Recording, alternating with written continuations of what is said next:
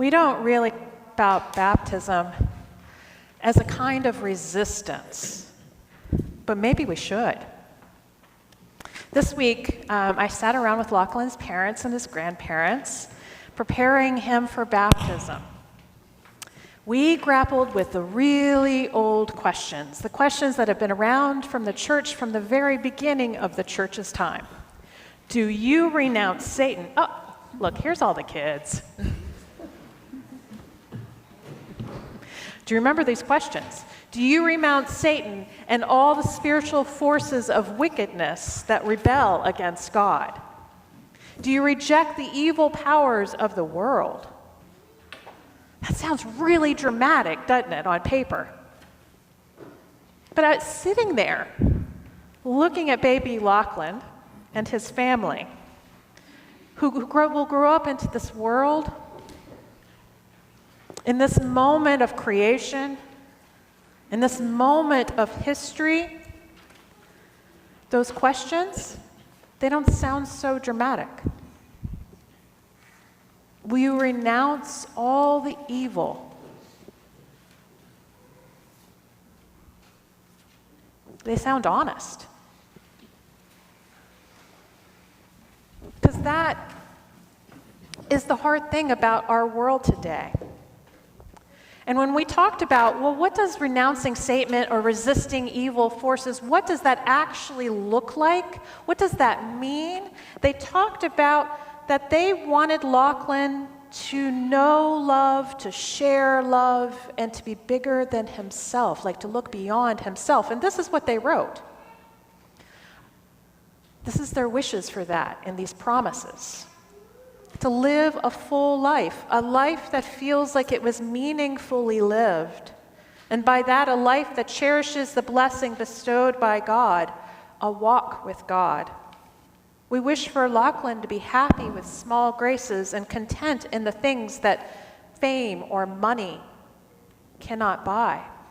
Family, friends, community, and the beauty of God's creation.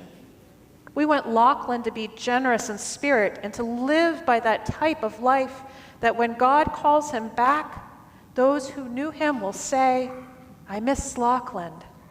He was a beautiful spirit. He was my friend, and he was touched by God. That's the heart of it, right? Those promises. That's the heart of the gospel story. We live in this world where power equals control. And to be on top, you have to have a lot of power.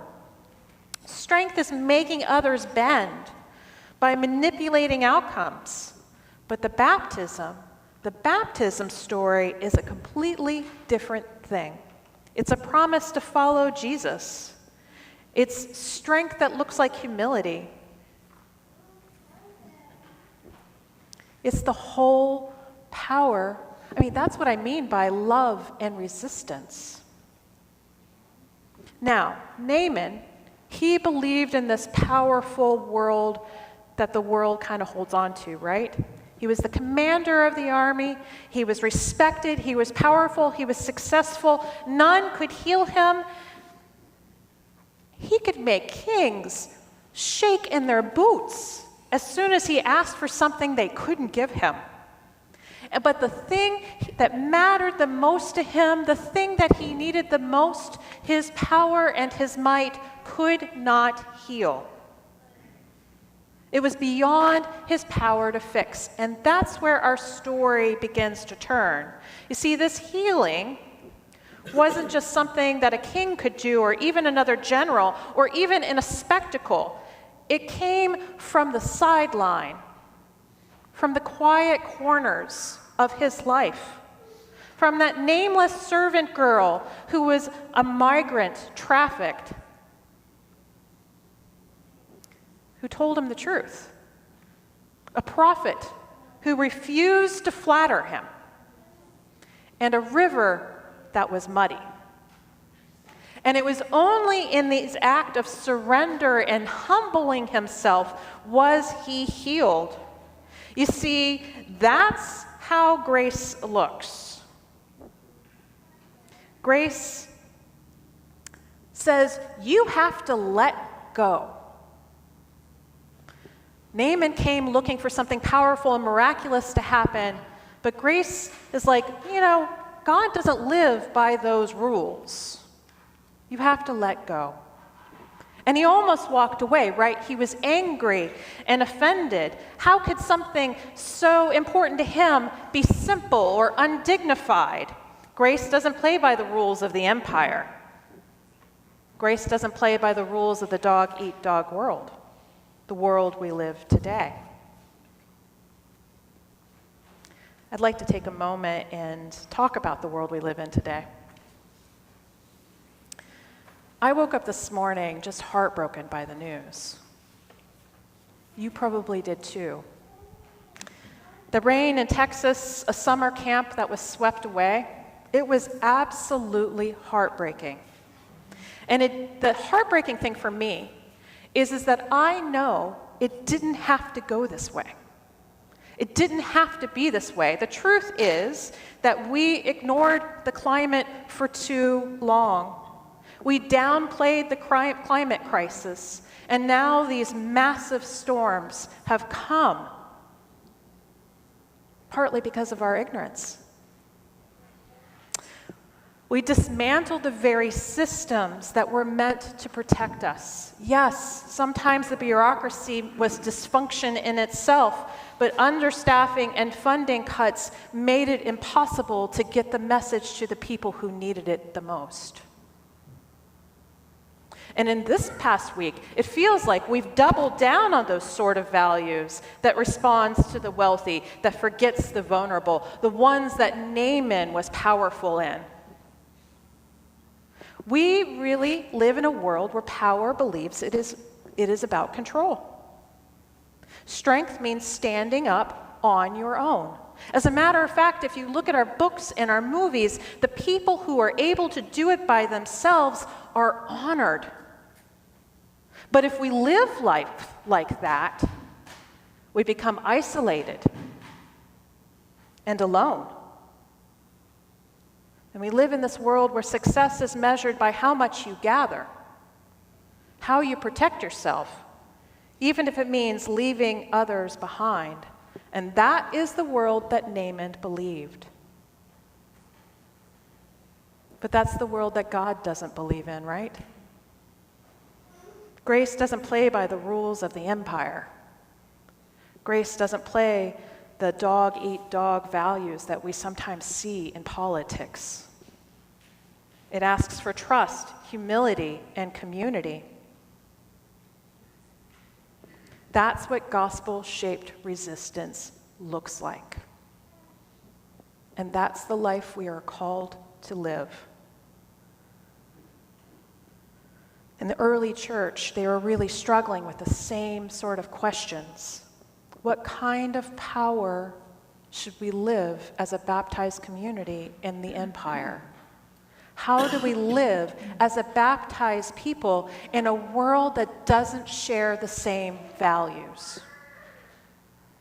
And so Paul tells them that it's not perfect, that there is real struggling here.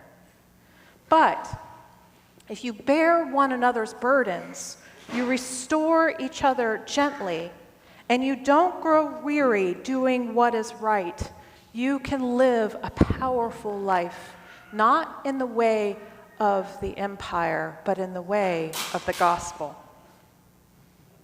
That's what baptized life looks like. A gospel-shaped resistance to evil. It's not loud. It's not fateful. It's not perfect, but it's present. Power through compassion. Love through interdependence. It looks like 1,000 casseroles to those who are mourning. It looks like looking around and noticing someone's gone and calling on them. It looks like sharing love and compassion to the person behind the checkout lines. It's small. It's dedicated. It's not powerful and showy in the sense of might. It's that powerful, quiet resistance that transforms lives.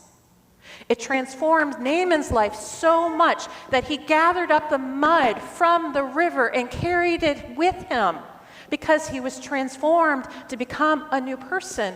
It's that kind of love that transforms us, that brings us back to this pews every single Sunday. It's the type of love that transforms our larger community to remember the vulnerable.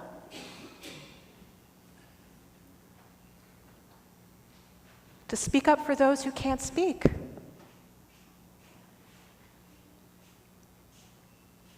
So, here we are today, reminding Lockland of what it looks like to be a baptized people, what gospel-shaped resistance looks like. Now, Lockland may not remember today, but we will.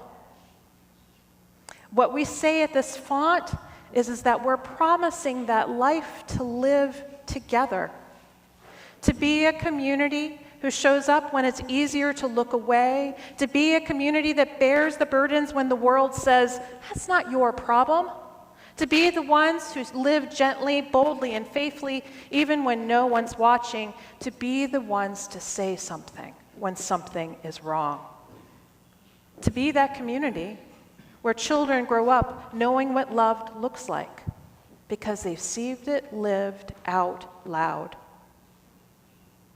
The things you do.